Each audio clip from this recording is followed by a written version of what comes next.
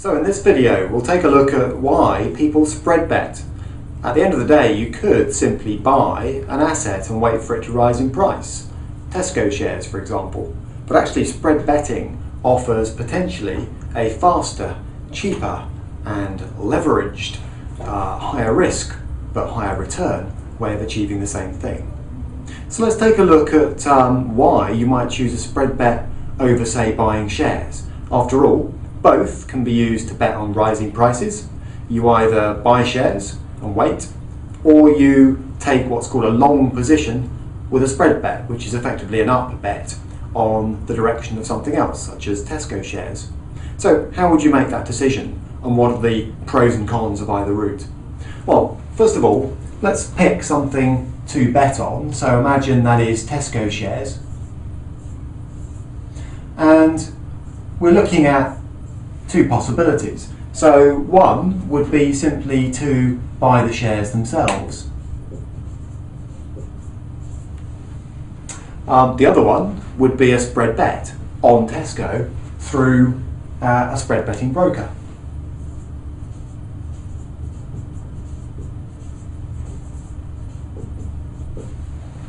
Now, leaving aside for a moment the mechanics, how would you make that decision? Well, it's a case of weighing up the pros and cons, and there are several. First of all, when you buy shares, a bit like buying property, you pay a rather annoying tax called stamp duty. So, if you're buying shares, stamp duty, normally paid at 0.5% of the purchase price, kicks in. With spread bets, there's no stamp duty. So it's only a small saving, but if you're a regular trader, that can add up. Then you've got a second tax, capital gains tax, or CGT. That's the tax you pay when you make a profit, not just on shares. But the problem is, unless you hide your shares in something tax efficient, such as an individual savings account, you'll be paying capital gains tax. So that kicks in there as well. Here's some good news.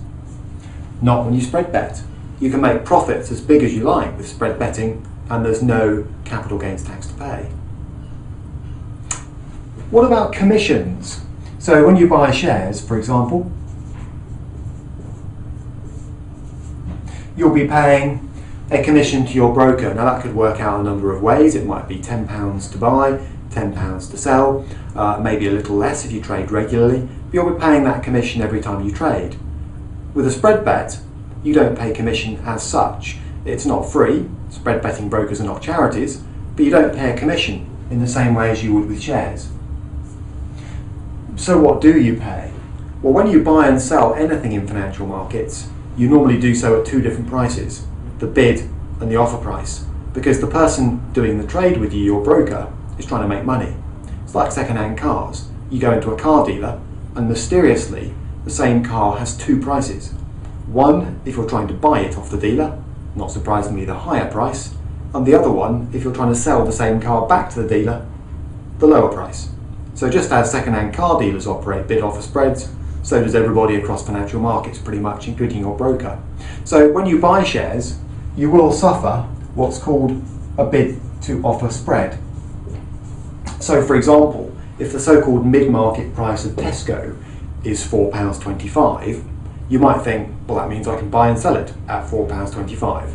No, you'll probably be paying a little bit more than £4.25 to buy, and you'll get a little bit less than £4.25 to sell. And that's a feature of buying and selling shares. The name suggests it must also be a feature of a spread bet, and indeed it is. And that's something to watch out for. You will pay to spread bet, but you'll do it through the bid to offer spread, normally rather than separate commissions. Okay, what else? Well, one advantage of spread betting is so-called leverage or gearing. And what I'm going to suggest here is that when you buy, say, 1,000 Tesco shares at £4.25, you'll be paying the full purchase price up front. That will be around £4,250. However, spread betting, you can basically take a position of a similar size, but with a much smaller upfront commitment. And it's that ability to leverage up a spread bet that gives it both its up and downside. It makes it a fantastic way to make quick profits, but also, if you're not sure what you're doing, quite a quick way to lose money too. So you will pay the full price to buy shares, as you'd expect.